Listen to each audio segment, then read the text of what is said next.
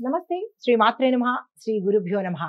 మార్చి నెల 12వ తారీఖు 2025 బుధవారం నాటి పంచాంగం ప్రకారము శ్రీ క్రోధినామ సంవత్సరం ఉత్తరాయణం శిశిర ఋతువు పాల్గొన మాసం శుక్లపక్షం సూర్యోదయ సమయం ఉదయం 6:30 సూర్యాస్తమ సమయం సాయంత్రం 6:21 ఈ రోజు తిథి త్రయోదశి ఉదయం 9:13 వరకు.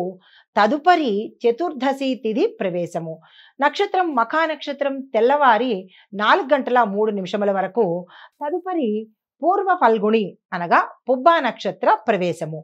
ఈ రోజు వర్జము మధ్యాహ్నం 3:10 నుండి సాయంత్రం 4:53 వరకు. దుర్ముహూర్త సమయం మధ్యాహ్నం 12:02 నుంచి మధ్యాహ్నం 12:49 వరకు. రాహుకాల సమయం మధ్యాహ్నం 12:25 నుండి మధ్యాహ్నం 1:54 వరకు. యమగండ కాలం ఉదయం 7:59 నుంచి ఉదయం 9:28 వరకు. బ్రహ్మముహూర్త సమయము తెల్లవారుజామున 4:54 నుంచి తెల్లవారి 5:42 వరకు. అమృత గడియలు రాత్రి 1:29 నుంచి తెల్లవారుజామున 3:12 వరకు. ఈ రోజు అభిజిత్ ముహూర్తం లేదు. నమస్తే. తదుపరి రాశి మకర రాశి.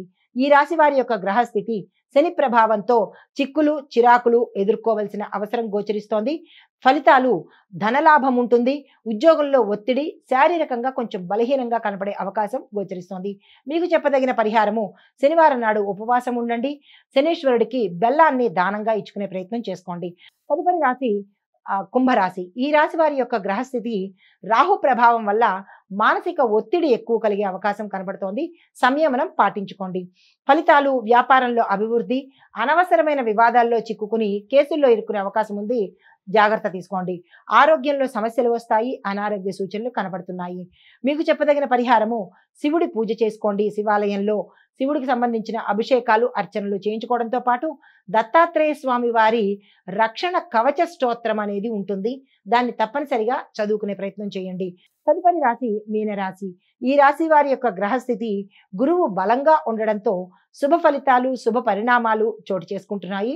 ఫలితాలు విద్య ఉద్యోగం వ్యాపార రంగాల్లో పురోగతి, శుభవార్తలు వినడము, పెట్టుబడులకు అనుకూలమైన సమయము.